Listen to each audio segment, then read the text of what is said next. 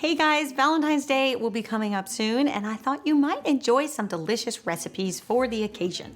For this episode, I am collaborating with one of my favorite food channels here on YouTube, Vincenzo's Plate. If you don't know of Vincenzo, you are going to fall in love with him as much as I have. His Italian recipes are beautiful and authentic, and he puts so much love and heart into everything he does.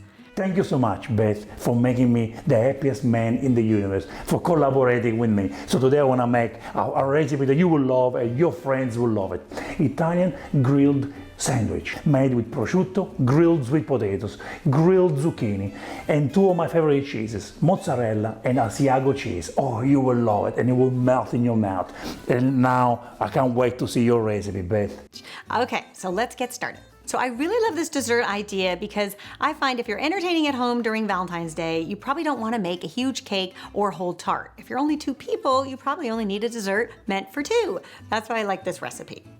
So the first thing you want to do is take some chocolate sandwich cookies that you've scraped out the filling, place them into a food processor, and blend them up. We're trying to create just a really nice fine crumb. And then to that, we're going to add 2 tablespoons of melted butter. Unsalted is fine. And we're gonna whirl that up just until we get a nice wet crumb. For this recipe, we're gonna be working with removable bottom tart tins, which will make our tarts really easy to remove once they're set. I'll give you a link in the description that will show you where I got mine. I really love this brand because they're deep and they are non-stick, which makes them nice. So then you're just gonna take the crumbs and distribute them equally into each tin.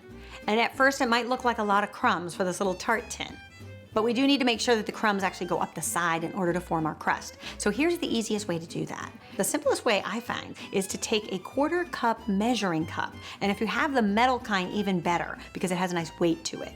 And we are just gonna go around the tin, taking that measuring cup and sort of pressing it along the side, which will make those crumbs kind of rise up and fit into the tin. And once you go all the way around, you'll see the bottom needs to be kind of stamped down too. And then once you have the top, you want to make sure that that's nice and flush. And you can either tap that down with your finger or you can tap it down with the measuring cup. And once your crumbs are all set, you can transfer your tart tins onto a cookie sheet and bake at 350 degrees for just 10 minutes. All right, so while that's in the oven, we can get started with our chocolate ganache, which is really simple to do. You're gonna love how easy this is. In a large saucepan, you're going to add 3/4 cup of heavy cream. Once it starts to kind of simmer and get foamy, then we're gonna add our chocolate. And I like to use a combination of chocolates. So I like to do 1/2 cup of bittersweet chocolate chips and 1/2 cup of milk chocolate chips. And I find that that creates the rich kind of sweetness that you need for a beautiful chocolate ganache. Then once you add your chocolate, you can turn off the flame because you don't want to burn and scorch the chocolate. And that cream will still remain hot. So you just want to whisk the chocolates together until smooth. And you'll see you'll start to get this really beautiful, silky chocolate ganache on your hands.